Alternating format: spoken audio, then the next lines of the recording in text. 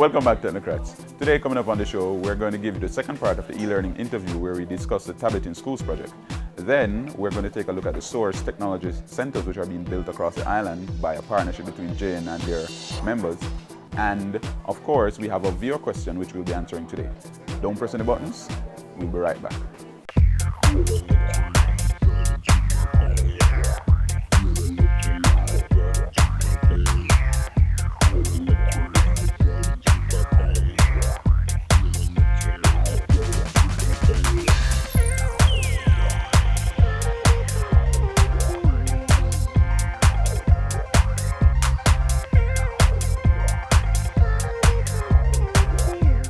Computer Alley today is brought to you by Elearning Jamaica. E-learning is free learning.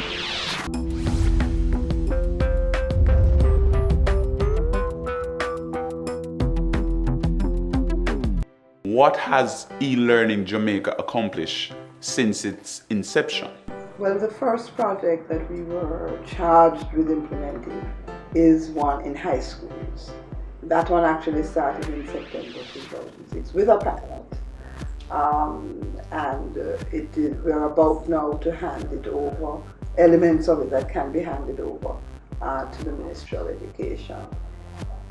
It developed content, e-content, for 11 subjects, and that content included video lectures, an item bank of questions and answers, instructional materials for both teachers and students, teachers' guides, and so on, lesson plans and so on.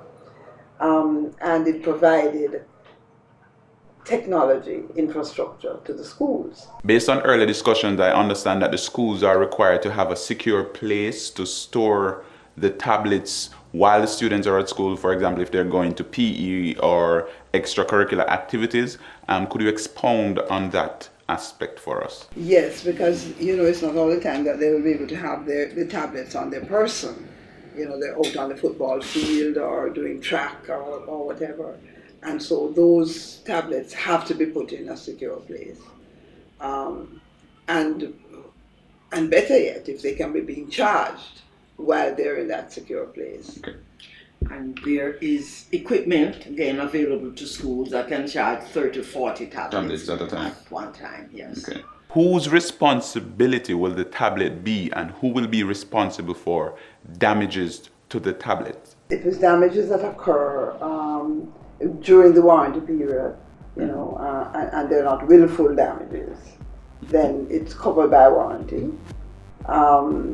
If it is willful, then the parents would have to do that. Stand the repair costs. Okay. So the parents are required to sign the document for the children to participate in the TIS program. What happens if a parent does not sign the document? The child will get a tablet from us, from the school. And so the parent has to take that decision as to whether they want the child to be part of what is happening in the class or not. Because the tablet is going to be part of the educational experience that the teacher is giving. One of the functions I understand that the TIS program would like to see materialize is that the textbook will be available on the tablets.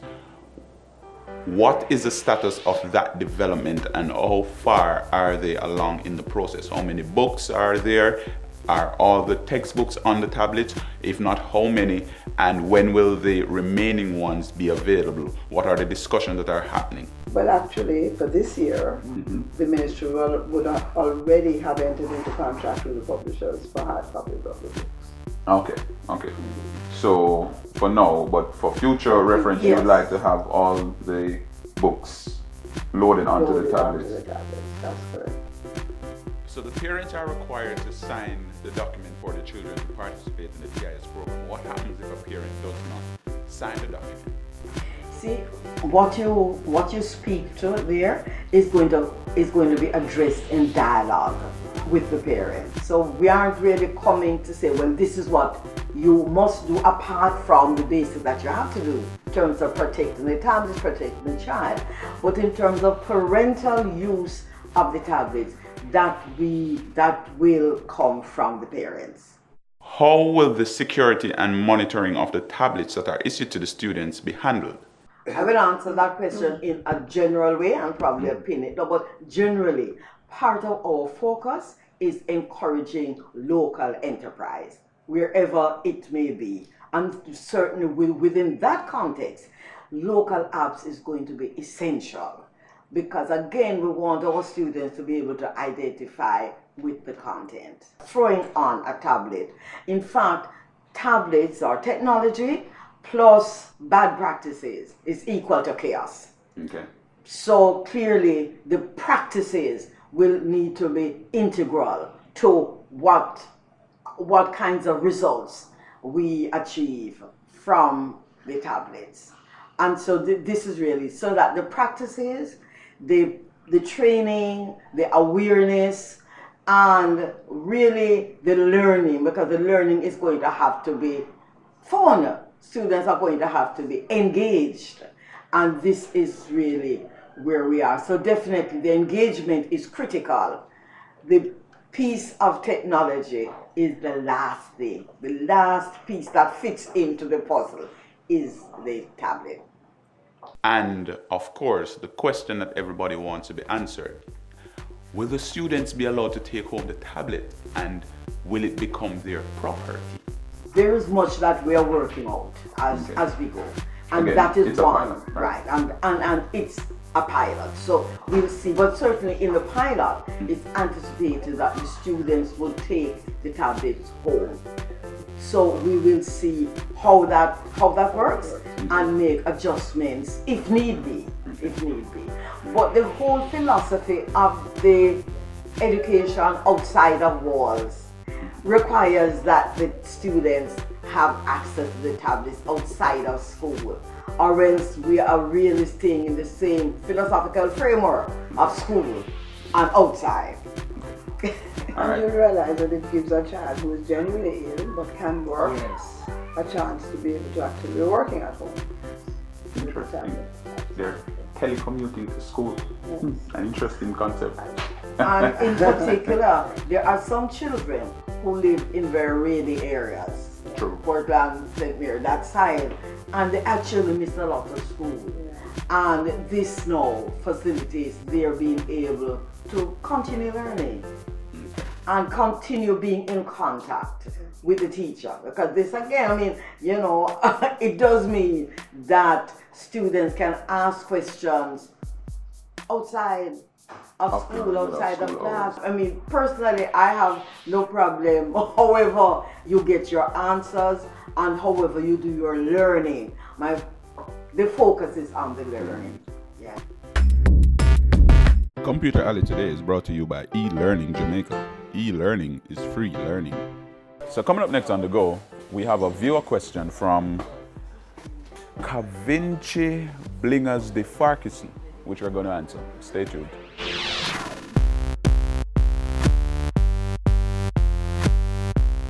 Yo, my youth, if you want pass the CXC, well, here is a easy way.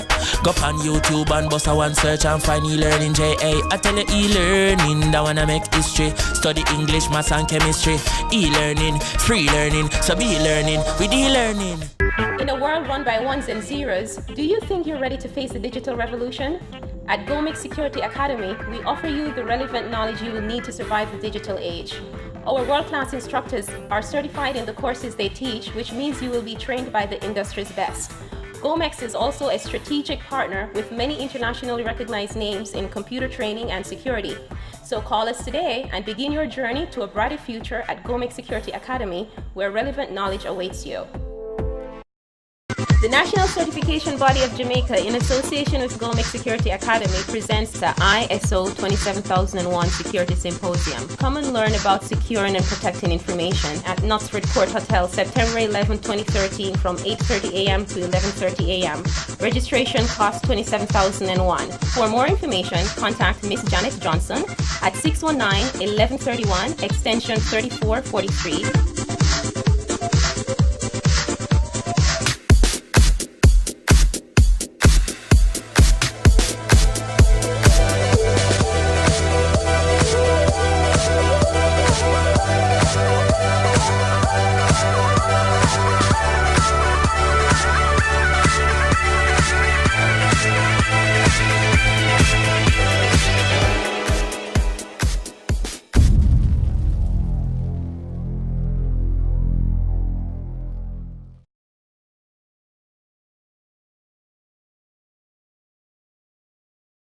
Students nowadays have it easier than when I was a little young studying for exams. Why? Because they have e-learning to help them with 11 different subjects like biology, physics, social studies. So check out Elearning Jamaica at youtube.com. Remember, e-learning is F-R-E-E, free learning.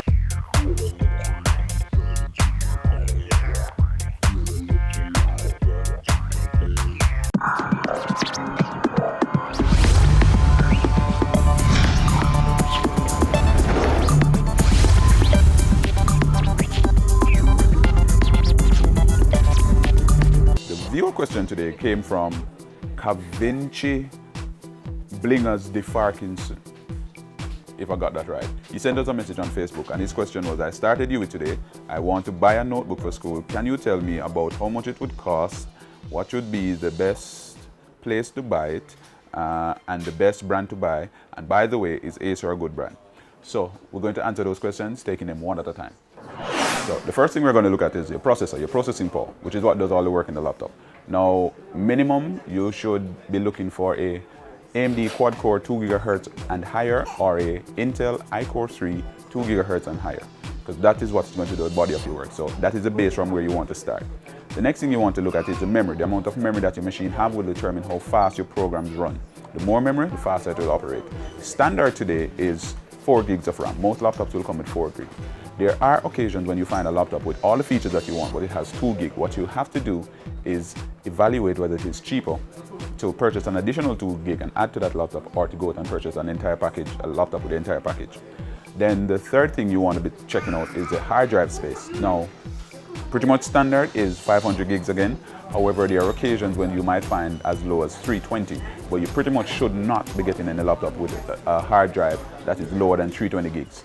Because that is where you store all of this stuff, your music, your pictures, your videos, your bootleg content that you are not supposed to download, that you are going to download anyway. Additional things you want to look for is your keyboard. You want a keyboard that is nice, comfortable to use, because you're going to be typing a lot on it. And one of the things, if you're into business courses and you're doing accounts and stuff, you might want to look for one that has a number pad attached to the keyboard, which makes using Excel a lot easier.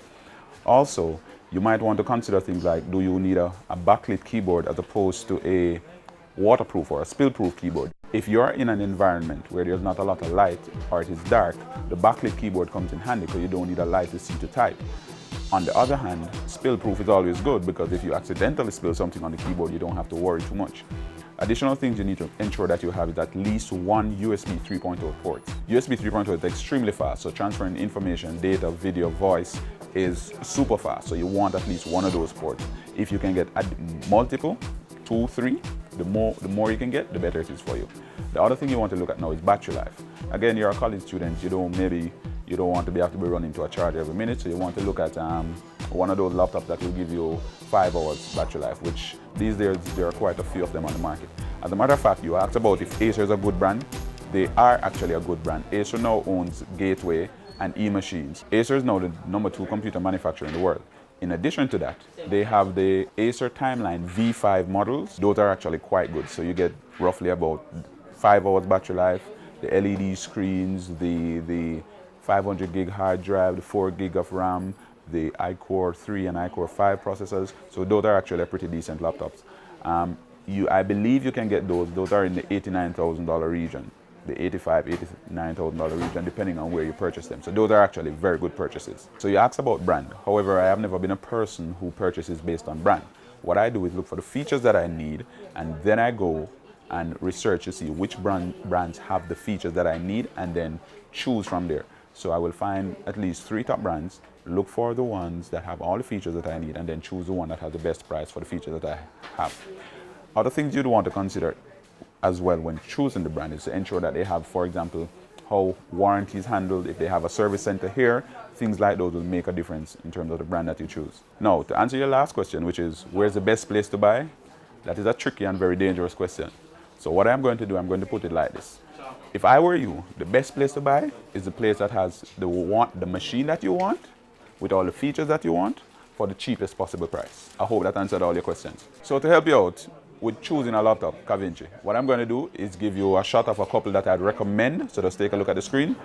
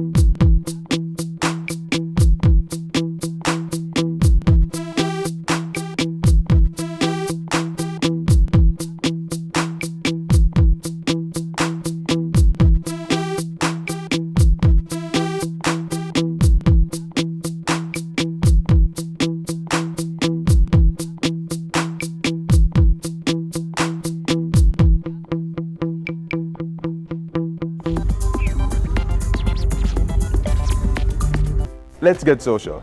When you purchase a laptop, do you purchase based on brand or based on the features and specifications of the device? Take it to Facebook and Twitter at Total Technocrats. Coming up in 8 Mad, we're going to travel to Savlamar to check out the JN Foundation Source Supercenter.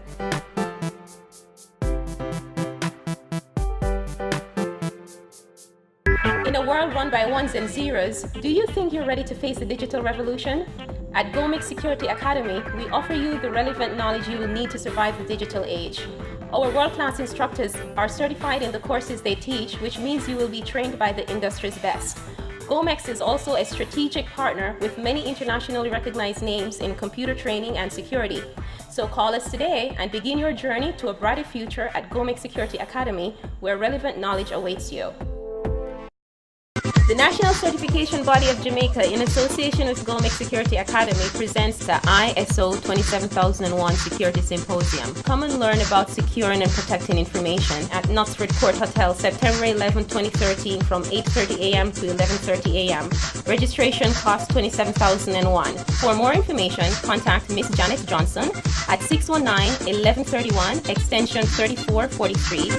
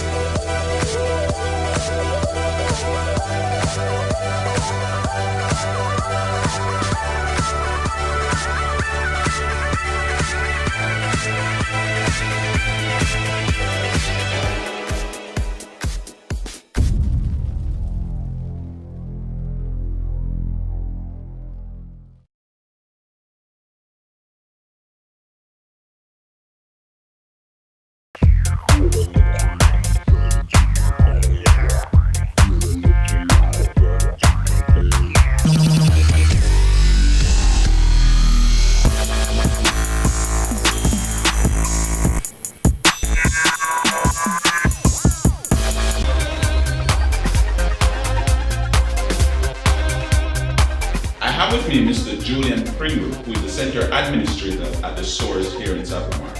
Good afternoon, sir. Good afternoon. The Source Savlamar is an amalgamation of private sector, public sector, and community efforts.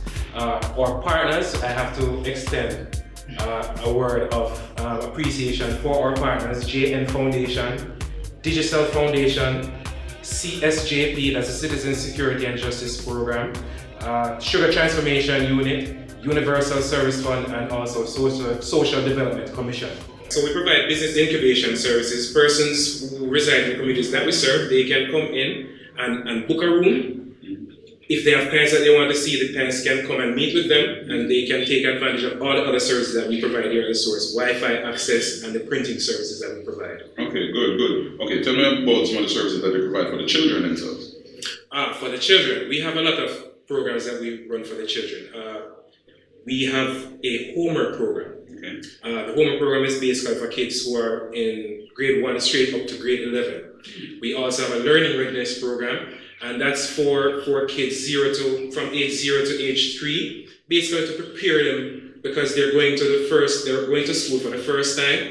So the learning readiness program basically teaches parents how to become the first teachers for their kids, so that by the time they're ready to go to school, they're on track and they're up and running, basically. And this is all incorporating the technological methods as well as the devices and services that you offer here at the Source. That's right, because whatever we do, technology is a part of it. So even with the learning readiness program, the persons who are in this room, they'll be able to take advantage of the Wi-Fi services, and they can play interactive videos for the kids while they're inside the room. Okay. Because we also have a very successful homework program that we've been running since December last year. It's sponsored by the Citizen Security and Justice Program, CSJP, because they also operate in 2 of the communities that we serve here at Source Savlamar. The homework program is also technology-based in that the students are provided with a computer system so that they can go and do their own research. They are assisted by volunteers, and we also have volunteer teachers who coordinate and oversee the program. Somebody mentioned an auto skill program. Yes, the Auto Skills program is a numeracy and literacy program.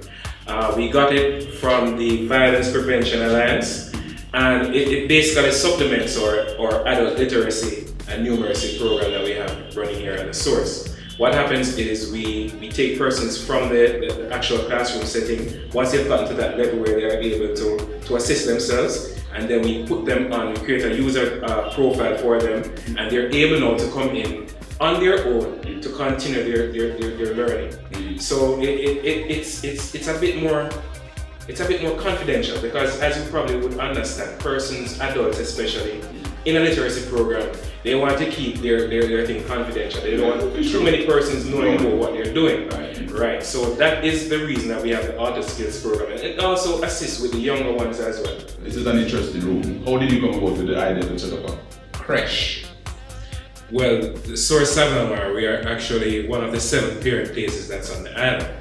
And as a result of that, because our emphasis is on training and personal development, we had to have a room where we could accommodate persons who were here doing training sessions, and they have children. There's no one to stay with the kids. So what do? They'd have to bring the kids with them, and once they give us advance notice, we can get persons, volunteers, who can stay with the kids and keep them engaged in activities while their parents are taking part in training sessions here. Okay. During an earlier discussion this week, you pointed out to me that you're smack dab in the center of around about 4 different inner city communities. Yes, that's correct. The source centers, all the source centers on the island basically serve marginalized or challenged communities. This center being the largest, and so it's earned the nickname the Super Source. We serve 4 target communities, namely Russia, Seaton Crescent, Grotto, and Gullybanks, which is the adjoining community. I also understand that you have a business section for professionals and semi-professionals and persons who need that kind of support. Well, the Source is a social enterprise. And what that means is, even though we operate like a traditional business, the profit that we make is used to put on more social programs for the persons who live in the communities that we serve. So even though it would be good if we could provide these services that we offer for free, we still have to charge a nominal fee, something that our customers can afford, so that we can basically keep the lights on and be able to stay in business to provide these services. But some services are actually provided for free though. Well, it all depends. When I mentioned earlier about our homework program, if we're doing a social program and we're assisting persons, then more than likely we will provide those services for free. It all depends on the type of program that we're running. But the internet cafe, for instance, there's a small charge to use the computers. It's $50 for half an hour, $100 for an hour. Except if you're doing homework, if you're a student doing homework. Exactly, if you're doing homework, then we provide a workstation for you and you use that free of cost. During the consultations, when the idea of the source was being developed, one of the things that they identify is that the persons who reside in the communities that we serve, they partake in the informal commercial sector. There are a lot of micro and small enterprises. So they needed a way that they could basically become formalized. So we formed a partnership with the Jamaica Business Development Corporation. So they have an office here. It's a JAMBIC office, that's a Jamaica Business Information Center. So there is someone here 5 days a week who is able to offer consultation and basically assist these persons with writing business plans and giving them tips on how to increase their clientele and that sort of thing. I also understand that you operate a virtual office. That's right. The wise minutes of Westmoreland were the ones who approached the JN Foundation initially to start this project. And they have received assistance from overseas branches of the Wise Minutes. There are 5 Canadian chapters of the Wise Minutes who have donated graciously to. I also understand that you sometimes provide or assist hard in providing training for various courses. That's right. We have 2 cohorts in training. They just completed the data operations and housekeeping.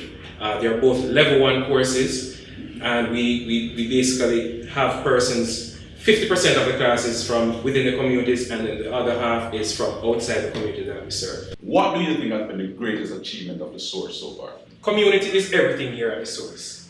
And I would say that the greatest achievement has been the way it has spurred the coming together of persons who live in communities that otherwise would probably be in conflict with each other. Even from the construction phase, where they were demolishing the building, All the persons who worked on the building were persons who lived within the communities that we serve, one of the 4 communities that we serve. So the building that we're standing in right now, the work that was done by community members. The money that was spent in construction, it went back into the communities. Persons who use the community center on a day-to-day basis are persons who live in these communities. So that's what I would say is the biggest accomplishment, being able to provide a safe place where persons who live in these challenged communities can come together and take part in structured activities. And once they walk through the door, you can believe that they'll walk out different. They'll be blessed, they'll be changed in some way or another. That is good to hear, because technology in of itself means nothing unless you have the ability to change and affect the lives of the people who use it. And that is something a lot of persons miss when they think about technology. That is the only purpose of technology. Thank you very much, sir. It has been a pleasure. Thank you. Let's get social. My question to you today is this. Where do you think the next JN Foundation Source Technology Center should be? Hit us on Facebook and Twitter and let us know. Today we looked at part 2 of the e-learning. We looked at the Source Technology Centers and we had a viewer question as to how, what and where to buy his laptop. This has been Technocrats. Thank you for watching, and remember to keep it social and continue to watch us and follow on Facebook and Twitter at Total Technocrat.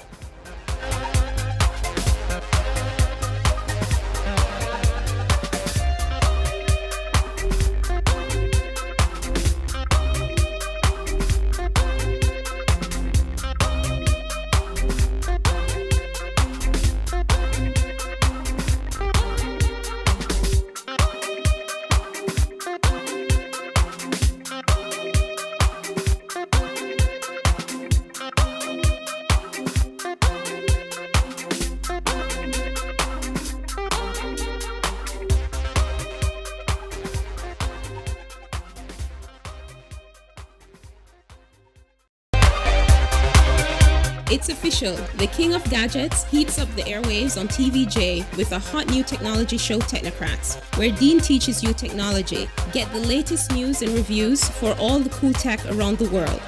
Tune in every Thursday at 6 p.m. or catch our live broadcast on televisionjamaica.com. You can also see Technocrats rebroadcast every Monday at 1 p.m. For all things Technocrats, go to our Facebook page, Total Technocrat.